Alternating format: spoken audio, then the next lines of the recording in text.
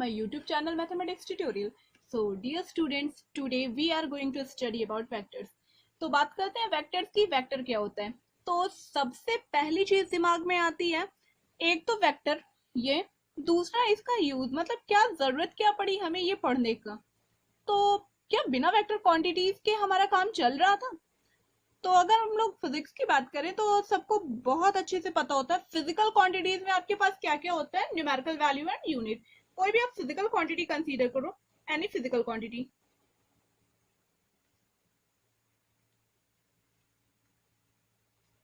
ठीक है, तो फिजिकल क्वांटिटी जैसे अगर बात कर लीजिए, आपका वेट 20 kg है. ठीक है, तो वेट क्या बोला मैंने?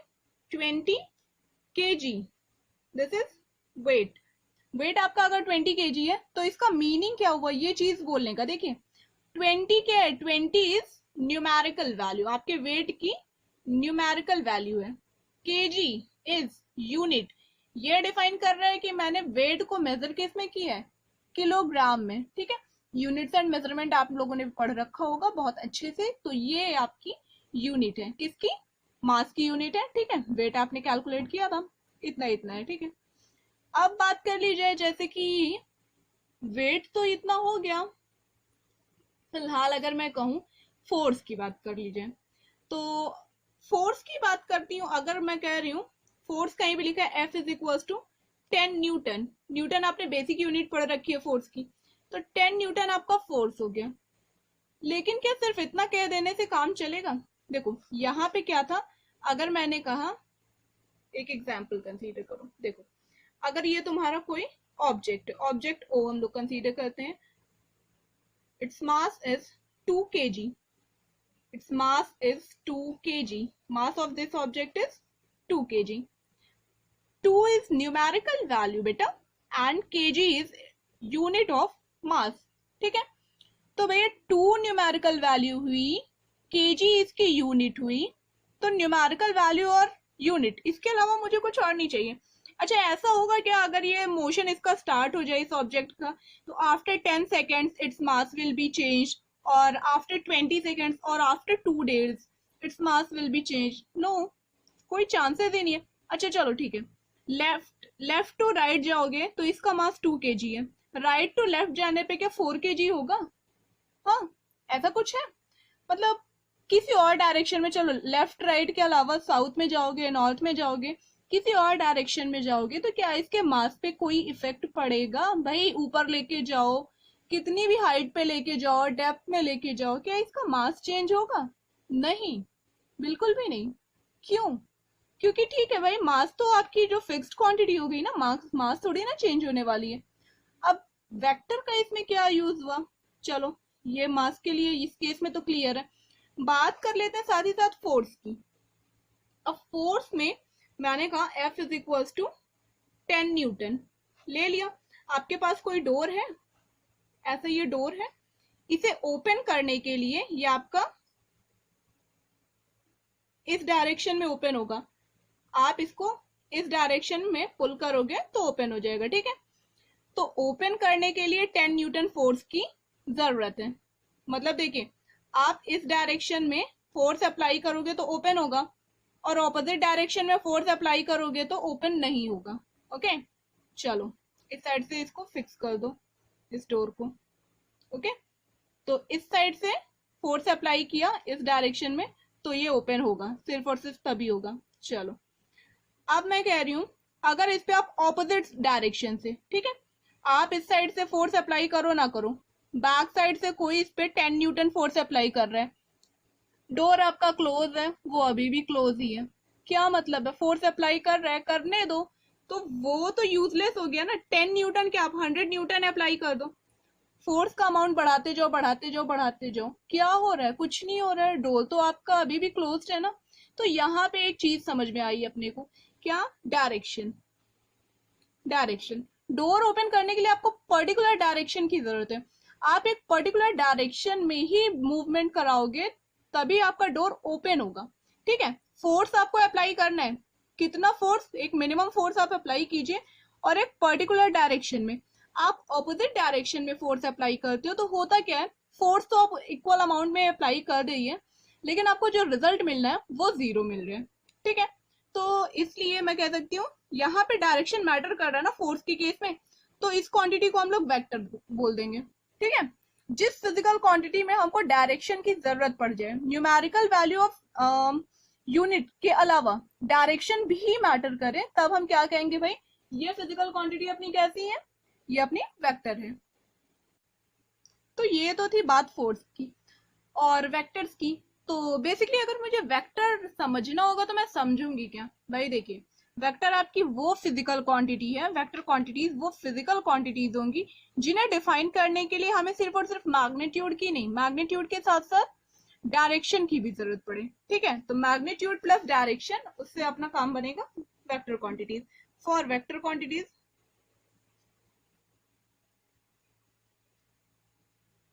क्या क्या चाहिए अपने को, एक तो हो गया मैग्नीट्यूड प्लस डायरेक्शन, ये दोनों चीजें अगर साथ में मिलेंगी तब तो हम लोग वेक्टर क्वांटिटीज को डिफाइन कर पाएंगे। चलो एक और एग्जांपल ले लेते हैं, एक और एग्जांपल के थ्रू समझ लेते हैं। जैसे आपके पास ये आपका कोई पोजीशन है ए, ये है पोजीशन बी, ठीक है। अब देखिए ये फिक्स्ड है, ओके। आपका कोई ऑब्जेक्ट, या आप हो यहाँ पे ए पॉइंट पे हो, आप इस ए पॉइंट पे हो, ये है आपका डिस्टेंस 10 मीटर, 10 मीटर है ना। अगर आपको बोल दिया जाए कि भाई पॉइंट ए से आप 10 मीटर जाओगे, डिस्टेंस ट्रेवल करोगे, तो आप पॉइंट बी पे पहुंचोगे। ध्यान से सुनिएगा, आप ए पॉइंट पे हो और यहाँ पे 10 मीटर आगे बी पॉइंट है। आपको अगर कहा जाए आप ए पॉइंट से 10 मीटर आगे जाओगे तो आप बी पॉइंट पे पहुंचोगे, तो भाई आगे किधर जाओगे। आपको इतनी बात सुने, आप कहे ठीक है यार हम चले जाएंगे, अपने को कोई टेंशन नहीं है, चले जाओ।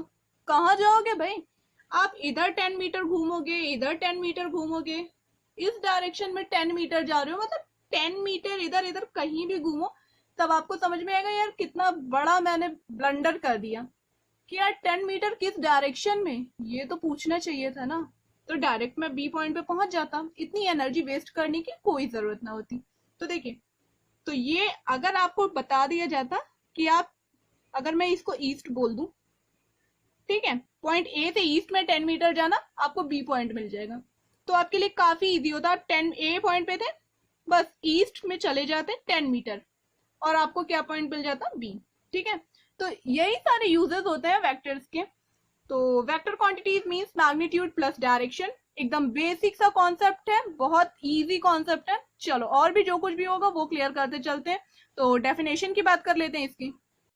तो बहुत सिंपल सी डेफिनेशन लिखी हुई है, the physical quantities having both magnitude as well as direction are known as vector quantities.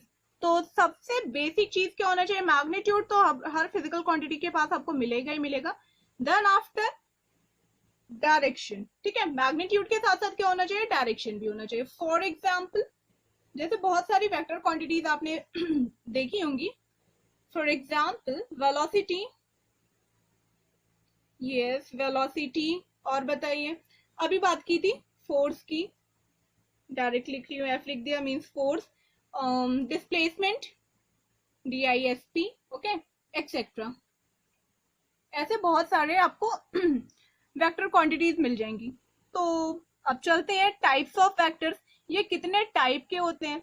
फिर उसके बाद हम लोग वेक्टर अलजेब्रा पढ़ेंगे, एडिशन कैसे होगा दो वेक्टर्स का, या दो से ज्यादा वेक्टर मिलेंगे तो कैसे ऐड करेंगे, सब्ट्रैक्शन क्या होगा, कैसे होगा। अभी तो हमने सिर्फ ये जान लिया बेसिकली कि वेक्टर क्वांटिटीज आपकी होती क्या है। अब बात करते हैं टाइप्स ऑफ वेक्टर्स की। तो टाइप्स ऑफ वेक्टर से पहले अगर आपके पास रिप्रेजेंटेशन ऑफ अ वेक्टर, ठीक है, वेक्टर रिप्रेजेंटेशन की बात करूंगी। कोई भी वेक्टर क्वांटिटी है तो अगर वो आपको प्रिंटेड फॉर्म में दिखेगा तो उसको हम लोग बोल्ड कर देते हैं, और ऐसे दिखेगा तो ये है, या इस एरो के थ्रू उसको रिप्रेजेंट करते हैं। तो ये तो हो गया रिप्रेजेंटेशन ऑफ अ वेक्टर, इस तरह से इसको रिप्रेजेंट करेंगे, straight line then after arrow. ये आपका वेक्टर ए, दूसरा वेक्टर मैंने नाम लिख दिया, ठीक है। लेंथ ऑफ द वेक्टर, ठीक है, always define the magnitude.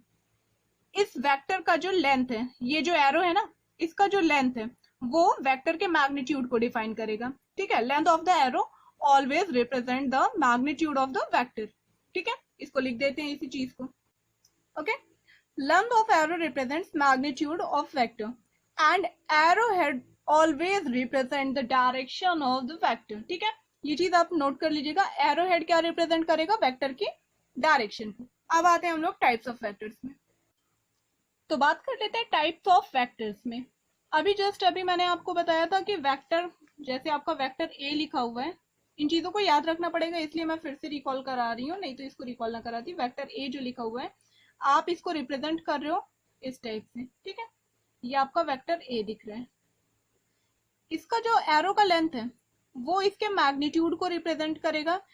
For example अगर मैं लिख दूं vector a is equal to 2 unit या 4 यूनिट, तो ये 2 को रिप्रेजेंट कर रहा है, ठीक है। ये जो 2 है वो लेंथ इसके, सॉरी जो 2 है मैग्नीट्यूड इसकी लेंथ के थ्रू रिप्रेजेंट होगी और इसकी डायरेक्शन जो है इस एरो हेड के थ्रू रिप्रेजेंट होगी।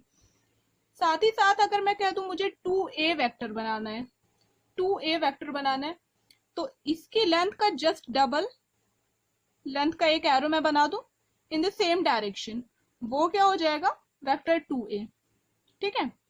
अब जैसे इसको 2 से, जिसको इसको बोल दो 5 सेंटीमीटर, इसका लेंथ मैंने मेजर किया था, अपने स्केल से मेजर किया 5 सेंटीमीटर, देन ऑब्वियसली ये कितना हो जाएगा, it will be of 10 centimetre, ठीक है।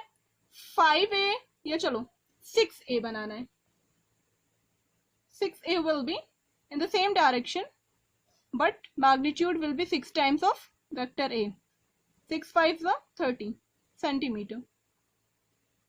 मेजर करने पे आपका ये कितना आ जाएगा, 30 सेंटीमीटर। ये ऐसा जो आ गया ना थोड़ा सा कर्व शेप, कर्व नहीं ये स्ट्रेट है, ओके। चलिए भाई बात कर लेते हैं इक्वल वेक्टर्स। सबसे पहले नंबर 1 है अपना इक्वल वेक्टर्स, वो क्या होता है। तो भाई अपना इक्वल वेक्टर क्या होगा, अगर अपने पास दो वेक्टर्स हैं, कोई भी दो वेक्टर है, ठीक है, दोनों के मैग्नीट्यूड और मैग्नीट्यूड के साथ साथ डायरेक्शन दोनों ही सेम हो जाए, तब हम क्या कहेंगे, वेक्टर्स को इक्वल वेक्टर। जैसे ये अपना वेक्टर ए लिखा हुआ है, ठीक है, ये ड्रॉ कर दिया, और ये वेक्टर बी है, ठीक है, दोनों के मैग्नीट्यूड और डायरेक्शन सेम है, तब हम क्या कहेंगे, vector a is equal to vector b. दोनों ही वेक्टर इक्वल वेक्टर होंगे, ठीक है। इस टाइप के जितने भी वेक्टर्स होंगे इक्वल वेक्टर होंगे। नेक्स्ट है नेगेटिव ऑफ अ वेक्टर। तो भाई नेगेटिव ऑफ अ वेक्टर क्या होगा, जैसे फिर से मैंने इस बारी फिर से एक वेक्टर ए मैंने ये ड्रॉ कर लिया, तो भाई माइनस ए, इसका नेगेटिव क्या होगा, वेक्टर ए अगर आपसे कहा जाए कोई नंबर 2 है तो इसका नेगेटिव क्या होता है, भाई यहाँ पे माइनस साइन यहाँ पे इंट्रोड्यूस कर देते हो, -2 will be the negative of 2। तो भाई वेक्टर का नेगेटिव कैसे निकालते हैं, वो बहुत सोचने वाली बात होती है। ये वेक्टर है, तो वेक्टर में माइनस कब आता है, जब इसकी डायरेक्शन चेंज होती है। मैग्नीट्यूड शुड बी सेम लेकिन डायरेक्शन आपका इधर हो जाए, तो ये क्या रिप्रेजेंट करेगा, -a को। This is known as negative of a vector, ठीक है। कोई भी वेक्टर आपके पास अब दे देगा तो आप उसका नेगेटिव बहुत ही इजीली फाइंड आउट कर लोगे। तो इक्वल वेक्टर्स, नेगेटिव वेक्टर, ये पढ़ने के बाद अब बारी आती है किसी वेक्टर का मॉडुलस क्या होता है। मैं मॉडुलस बार बार बोल रही हूँ, modulus of a vector, magnitude बोल रही हूँ ना, मैग्नीट्यूड से ही मॉडुलस निकल के आया है, देखिए वो क्या होता है। अब चलिए भाई देख लेते हैं मॉडुलस क्या होता है। अगर आपके पास कोई वेक्टर ए लिखा हुआ है तो इसका मॉडुलस मींस इसके मैग्नीट्यूड, इसका आप मैग्नीट्यूड ले लोगे, that will B modulus of a vector. तो देखिए ये आपका जो डायरेक्शन वाला साइन रहेगा वो हट जाएगा, उससे हमें कोई मतलब नहीं है, सिर्फ और सिर्फ जो आपकी मैग्नीट्यूड आ रहा है वो हमें हमारे लिए मैटर करती है। फॉर एग्जाम्पल अगर मैं लिखती हूँ फोर्स आपका किसी भी पर्टिकुलर डायरेक्शन में या साउथ डायरेक्शन में 10 न्यूटन है, फोर्स है, तो ऑब्वियस सी बात है इसके साथ डायरेक्शन अपने आप ही ऑटोमेटिकली होगी, तो ये 10 न्यूटन है। तो अगर इसके मैग्नीट्यूड की बात कर ली जाए तो भाई सिर्फ इतना ही तो मैग्नीट्यूड है, न्यूमेरिकल वैल्यू ही तो हुई इसकी। तो अगर इसका मैग्नीट्यूड हम लोग लिखेंगे this, it will be represented by this, okay, और ये कितना आ जाएगा, 10 न्यूटन। मैग्नीट्यूड आपके पास सिर्फ इतना है। आपको रिमूव किस चीज को करना है, आपको ध्यान रखना है, आपने सिर्फ और सिर्फ डायरेक्शन को रिमूव करना है, ओके। मैग्नीट्यूड आप जब कभी भी फाइंड आउट करोगे उसका डायरेक्शन को आप रिमूव कर लोगे। तो रिप्रेजेंटेशन आपको बता ही दिया। अब ये पढ़ने के बाद बारी आती है यूनिट वेक्टर। यूनिट वेक्टर क्या होता है भाई? यूनिट वेक्टर नाम से क्लियर है भाई, वेक्टर ऐसा जो कि जिसका मैग्नीट्यूड यूनिट हो। अगर हम वेक्टर के मैग्नीट्यूड को यूनिट कर दें then that will be our unit vector. लिख लेते हैं इसी चीज को। भाई क्या कह रहे हैं ये? If the magnitude of a vector is unit then it is called unit vector. Unit means 1, यहाँ पे आप शॉर्ट में लिख सकते हो इज 1। ओके, अगर कोई भी वेक्टर है जिसका मैग्नीट्यूड अपना कितना हो जाता है 1 हो जा रहा है, तब हम उसको क्या कहेंगे भाई? वो क्या हो जा रहा है? Unit vector. It is represented by A cap. Cap लगा दिया, ये क्या हो गया? यूनिट वेक्टर का रिप्रेजेंटेशन। ये क्या है अपना? Unit vector of vector A. Vector A का जो यूनिट वेक्टर लिखना होगा, ए के ऊपर भाई कैप लगा दो, किसी भी वेक्टर को पकड़ो उसे टोपी पहना दो, वो क्या हो जाएगा? तुम्हारा यूनिट वेक्टर। ओके, चलो ठीक है, वो ऐसी ही बात बोल दी। अब देखिए बहुत बेसिक सा कॉन्सेप्ट है, अपने को यूनिट किसे करना है? मैग्नीट्यूड को। तो यार इस वेक्टर में अगर मैं इसके मैग्नीट्यूड से डिवाइड कर दूं, ठीक है, बहुत ध्यान से सुनो, इसके मैग्नीट्यूड से ही डिवाइड कर दूं तो ऑब्वियस सी बात है 1 आएगा ना, रह क्या जाएगी? सिर्फ और सिर्फ डायरेक्शन। ए कैप होगा क्या? तुमने वेक्टर ए लिखा, इसका मैग्नीट्यूड सपोज करो 10 यूनिट है। अब 10 यूनिट में अगर मैं 10 से डिवाइड कर दूं, कितने से डिवाइड कर दूं बेटा? 10 से। वो क्या था? इसका मैग्नीट्यूड। तो इस वेक्टर में इसके मैग्नीट्यूड से डिवाइड कर दिया। ये जो भी डायरेक्शन इसकी रही होगी पूरे मतलब ये जो प्रॉपर क्वांटिटी अपने पास आने वाली है न्यूमरेटर डिनोमिनेटर को सॉल्व करने के बाद, उसका भी तो डायरेक्शन सेम रहेगा ना। तो ये अपना क्या हो जाएगा? Unit vector. This divided by, इसको सिंपली ए लिख सकते हैं ना, ये फॉर्मूला भी है, इसको हमेशा याद रखिएगा। इस फॉर्मूले को आगे बहुत यूज होने वाला है, इसके बेसिस पे बहुत सारी चीजें सॉल्व होने वाली हैं अपनी। ठीक है, यहाँ से आपको देखो, आप A cap into A is equal to vector A लिख सकते हो। मतलब सिंपल सी चीजें होती हैं यार। देखो ए कैप इंटू ए लिख दिया, मैग्नीट्यूड है ये, is equal to vector a. मतलब ये क्या का? यूनिट वेक्टर में अगर मैग्नीट्यूड से मल्टीप्लाई कर दूं तो ओरिजिनल वेक्टर मिल जाएगा। यार वही बात है, क्या बार बार लिख के बेवकूफ बनाते हैं लोगों को? नहीं, तो ये बार बार अपने को लिखने वाला सिस्टम नहीं। यूनिट वेक्टर मतलब कोई भी वेक्टर है जिसका मैग्नीट्यूड अपने को 1 करना है, वो अपना यूनिट वेक्टर बन जाएगा। और मैग्नीट्यूड 1 करने का ट्रिक क्या होता है भाई? उसके मैग्नीट्यूड से डिवाइड कर दो, सिंपल। उठाया मैग्नीट्यूड को, डिवाइड कर दिया, सारी प्रॉब्लम सॉर्ट आउट हो गई। तो अब आते हैं अपने नेक्स्ट टॉपिक पे। नेक्स्ट आता है इसी के साथ ही अपना नल वेक्टर। भाई नल वेक्टर क्या होने वाला है? देखो, यूनिट वेक्टर में अपना मैग्नीट्यूड 1 था, नल वेक्टर में 0 होने वाला है। Null vector means magnitude should be 0। अगर आपके पास कोई वेक्टर है जिसका मैग्नीट्यूड 0 है, ठीक है, डायरेक्शन है बट इट्स मैग्नीट्यूड इज 0, तब हम उसे क्या कहेंगे यार? Null vector. और इसको हम लोग रिप्रेजेंट किससे करते हैं? 0 वेक्टर। ठीक है, 0 के ऊपर एक वेक्टर लगा दोगे, that will be our null vector. इसी के साथ ही हम लोग बात कर लेते हैं। देखिए आपका इक्वल हो गया, नेगेटिव ऑफ अ वेक्टर हो गया, मॉडुलस हो गया, यूनिट हो गया, नल वेक्टर हो गया। Okay, parallel vectors. भाई पैरेलल वेक्टर अपने क्या होते हैं? अगर हमें पैरेलल वेक्टर्स लिखा है ना, तो डेफिनेटली अपने पास कम से कम 2 वेक्टर होने चाहिए। तो आप कोई भी 2 वेक्टर कंसीडर करो। वेक्टर ए कंसीडर करते हैं हम लोग, वेक्टर बी कंसीडर करते हैं। ड्रॉ कर लो, ये हुआ वेक्टर ए, ये हुआ वेक्टर बी। ठीक है, तो यार देखो दोनों का डायरेक्शन सेम होना चाहिए। और ये जो लाइन है, ठीक है, ये एरो हेड की बात नहीं कर रही हूँ, इस लाइन की बात कर रही हूँ, ये एक दूसरे के पैरेलल होने चाहिए। दोनों वेक्टर्स एक दूसरे के पैरेलल हो और डायरेक्शन सेम हो। मैग्नीट्यूड यहाँ पे मैटर नहीं करता अपने लिए। देखो दिख रहा है ना, इसकी लेंथ कम है तो ऑब्वियस सी बात है इसका मैग्नीट्यूड कम है as compare to this vector. ठीक है, तो हमें इस बारी मैग्नीट्यूड से मतलब ही नहीं था। एक तो दोनों पैरेलल हो, साथ ही साथ दोनों का डायरेक्शन क्या हो? सेम हो, तब हम क्या कहते हैं इन वेक्टर्स को? Parallel vectors. तो आप A is parallel to b, vector A is parallel to vector B। इसी तरह vector C, D, E, F कई सारे वेक्टर्स के साथ आप चेक कर सकते हो पैरेलल होगा नहीं होगा, क्या है कैसे है, ये वाला सीन। ठीक है, पैरेलल हो गया। अब इसी के साथ बात कर लेते हैं एंटी पैरेलल वेक्टर्स क्या होते हैं। देखो यहीं पे मैं बता दे रही हूँ, एक नेक्स्ट केस है, हैशटैग करके लिख रही हूँ। एंटी पैरेलल, ये दोनों सेम डायरेक्शन में तब तो थे, तब तो पैरेलल हुए। अगर तुम्हारा वेक्टर ए इस डायरेक्शन में और वेक्टर बी इस डायरेक्शन में, पैरेलल तो है बट दोनों का डायरेक्शन ऑपोजिट हो, तब हम क्या कहेंगे, इन्हें एंटी पैरेलल वेक्टर्स। इस केस में ये वेक्टर्स हमारे एंटी पैरेलल वेक्टर्स हो जाते हैं। इस केस में भी आपको दिख रहा है कि डायरेक्शन ऑपोजिट हुई है, बाकी हमें कोई मतलब नहीं है कि इसे वेक्टर सी बोल दो यार, नहीं तो तुम लोग इस बी से कंफ्यूज हो जाओगे, कहोगे अभी तो बी की डायरेक्शन इधर थी, पलट गई यार, साइन नहीं चेंज किया, नेगेटिव ऑफ वेक्टर पढ़ाने के बाद भी नहीं चेंज किया, पता नहीं क्या क्या लॉजिक चलते रहते हैं। दैट्स वाई मैंने यहाँ पे वेक्टर सी यूज किया, ठीक है। चलो, तो हाँ, एंटी पैरेलल वेक्टर, देखो डायरेक्शन चेंज हुई है बट इस बारी भी मैग्नीट्यूड से अपने को कोई मतलब नहीं है, ठीक है। लेंथ जो है एरो की वो कोई मैटर नहीं करता, इसकी लेंथ कम है ज्यादा है क्या फर्क पड़ता है, कोई कुछ नहीं, डायरेक्शन ऑपोजिट होनी चाहिए, दोनों वेक्टर एक दूसरे के एंटी पैरेलल हो गए, ठीक है। Come to the next one. तो भाई ये टॉपिक है अपना बहुत ही important topic, addition of vectors.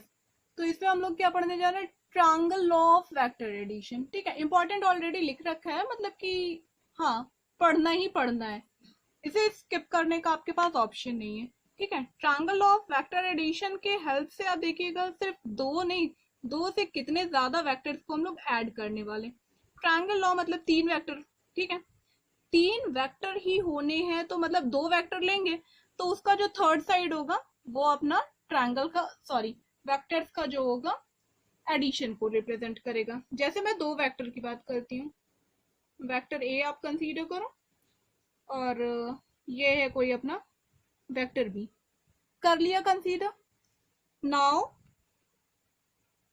We want to find vector a plus vector b. भाई ये कितना होगा, कोई तुमसे पूछ ले तो ऐसे बैठे थोड़ी रह जाना है, हमें तो रिप्लाई करना है कि ये होगा कितना और निकालेंगे कैसे, triangle law of vector addition है ना, उसी की हेल्प से निकालेंगे। देखो करना क्या है, वेक्टर ए प्लस बी बोले ना, देखो स्टार्टिंग कहाँ से हो रही, ए से हो रही, रुकना बी पे है, ए को ड्रॉ कर लो यार, उठाया इस वेक्टर ए को, उठाया यहाँ पे कॉपी पेस्ट करो, कर दिया, this is your vector A, ठीक है। ये है स्टार्टिंग पॉइंट, ये है एंड पॉइंट। तो भाई अब वेक्टर बी, ए में हमें ऐड क्या करना है, बी को, वेक्टर बी को उठाइए और ए के एरो हेड पे लगा दीजिए। ऐसे वेक्टर बी को उठाया, वेक्टर बी का एंड पॉइंट का होना चाहिए वेक्टर ए के एरो हेड पे, इसको उठाइए यहाँ पे और पेस्ट कर दीजिए, डायरेक्शन को मत टच करिएगा भाई, ये आपने ये पेस्ट कर दिया, this is your vector b, कर दिया पेस्ट। देखो यार ये वेक्टर उठाया था, ए वेक्टर यहाँ पे पेस्ट किया, बी वेक्टर को यहाँ पे उठाया, पेस्ट कहाँ करना था, जहां पे वेक्टर ए खत्म हो रहा हो, यहाँ पे मीन्स एरो हेड पे, यहाँ पे लिख दिया। अब देखो ए प्लस बी चाहिए ना, ए से स्टार्ट करो और बी तक पहुंच जाओ, दिस वन।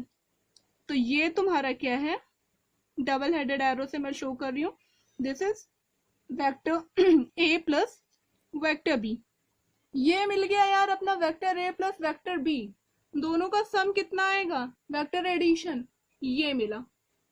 आपका सिंपल मैग्नीट्यूड नहीं गिवन है कि वेक्टर ए की वैल्यू 2 यूनिट किसी भी डायरेक्शन में क्या फर्क पड़ता है, बी की यूनिट 5 यूनिट, तो 2 + 5 7 यूनिट, हम लोग ऐसे नहीं लिखते ना, हमें डायरेक्शन को कंसीडर करना ही पड़ेगा हर हालत में, कुछ भी हो जाए हम डायरेक्शन को नहीं स्किप कर सकते।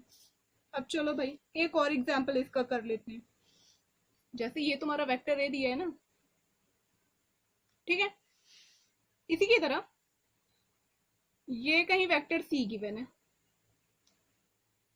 Now find vector c plus vector a. तो सबसे पहले हम लोग क्या ड्रॉ करेंगे, इस बार हम लोग ड्रॉ करेंगे वेक्टर सी को, वेक्टर सी ड्रॉ कर लो, कर लिया draw, this is our vector c. Vector c के स्टार्टिंग पॉइंट से हम लोग को क्या लगाना होगा, वेक्टर ए को, एंड पॉइंट से वेक्टर सी के एरो हेड से वेक्टर ए का स्टार्टिंग पॉइंट यहाँ पे लगा दीजिए भाई, ये दिस, बहुत ज्यादा बड़ा हो गया, इतना बड़ा नहीं है, वेक्टर ए ही है, ठीक है, दिस वन। ये वेक्टर ए को उठाया और यहाँ पे पेस्ट किया, ये वेक्टर ए का एंड पॉइंट है, ये स्टार्टिंग पॉइंट, क्या चाहिए था, सी प्लस ए। यहां से आ जाओ, देखो डॉटेड लाइन से मैं शो करती हूँ, ये क्या हुआ, vector c plus vector a. Hope ये चीज आपको बहुत अच्छे से क्लियर हुई होगी कि triangle law of vector addition क्या बोल रहा है, कैसे कैसे करके हम लोग वेक्टर को ऐड करेंगे। ठीक है, तो इसको वर्ड्स में आप लिख लेना, यही चीज लिखना है। ठीक है, डेफिनेशन लिख लेना क्या बनती है। अब बारी है भाई, एडिशन तो हो गया, साथ ही साथ सब्ट्रैक्शन भी देख ले। नोट, यहीं पे एक नोट डालो और इसी के साथ हम लोग पढ़ लेंगे सब्ट्रैक्शन ऑफ वेक्टर्स। अब मेरे को मन कर गया, नहीं a प्लस बी आपने फर्स्ट केस में निकाला था ना, इसको फर्स्ट बोल दो, फिर this is second one. a plus b निकाला था यार, a माइनस बी निकाल के बताओ। तो vector a minus vector b, ये निकालने को कह दिया। अभी क्या करेंगे भाई, कोई नहीं, हमारे पास दिमाग है। Since vector a minus vector b is vector a plus minus of vector b ना, वेक्टर b का नेगेटिव बनाना आता है, नेगेटिव ऑफ अ वेक्टर, इसीलिए हम लोगों ने पढ़ा है। देखो नेगेटिव ऑफ अ वेक्टर हम लोग फाइंड कर सकते हैं ना, वो ड्रॉ कर सकते हैं। तो अब तो देखो ये क्या हो गया, a प्लस माइनस बी, इसको बोल दो वेक्टर के, a प्लस वेक्टर के। एडिशन तो आता है ना, जस्ट अभी पढ़ा है यार, बस बस अब कुछ नहीं करना। वेक्टर a को उठा के देखो, यहाँ दिख रहा है ना, इसे उठा के यहाँ पे पेस्ट कर लो जल्दी से, ये बन गया वेक्टर a। ड्रॉ कर लिया वेक्टर a। देखो भाई वेक्टर b कहाँ दिख रहा, इस डायरेक्शन में दिख रहा है, तो इस डायरेक्शन में वेक्टर b बना लो जैसे बनाया था। इसको डॉटेड अभी रख रही हूं, ये था तुम्हारा वेक्टर b।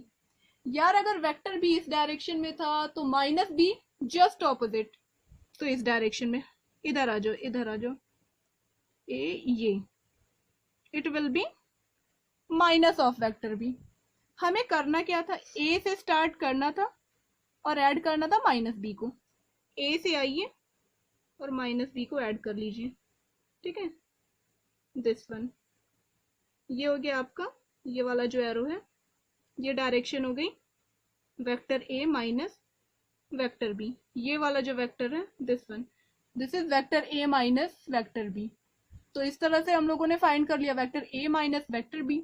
अगर इसी के साथ ही साथ मैं कह दूं आपसे vector c minus vector a, चलो c माइनस a इजी हो जाएगा, वेक्टर a माइनस c हम लोग फाइंड आउट करते हैं। Vector a minus c minus a आप फाइंड आउट करना, it will be your exercise. a minus c क्या हो जाएगा इस क्वेश्चन में, देखो ये क्वेश्चन दिख रहा है ना, यहीं पे ड्रॉ करते हैं। वेक्टर a लिख लीजिए, ये बन गया आपका vector a minus c। Vector c की डायरेक्शन इधर जा रही है ना, इधर बना लो ऐसे डॉटेड से, ये था वेक्टर c। और माइनस c किधर जाएगा भाई, सॉरी मैंने गलत बना दिया यार, यहां से स्टार्ट होगा नेक्स्ट पेज पे। चलो देखो देखो देखो, ये ड्रॉ किया वेक्टर a, c देख लीजिए इस डायरेक्शन में जा रहा है और स्टार्ट कहां से करना है, इसके एरो हेड से, एरो हेड से स्टार्ट किया, ये बना अपना वेक्टर c। लेकिन अपने को तो माइनस c चाहिए ना, इधर आ जाओ, मिल गया, लो भाई माइनस c। क्या टेंशन लेना, कोई टेंशन नहीं लेना, a माइनस c चाहिए था ना, तो a से स्टार्ट करके खत्म कहाँ करना होगा हमको, c पे। ये क्या हो जाएगा अपना वेक्टर, ये वाला this one, this is our vector a minus c, vector a minus vector c। ठीक है, c माइनस a आपको फाइंड आउट करना है, फाइंड आउट करिएगा। इस टाइप के और भी जो न्यूमेरिकल्स होंगे, क्वेश्चंस होंगे, सॉल्व करिएगा। नेक्स्ट वीडियो में हम लोग triangle law of vector addition को थोड़ा सा और अच्छे से समझेंगे और parallelogram law of vector addition के बारे में पढ़ेंगे। तब तक के लिए thank you, keep watching, good bye.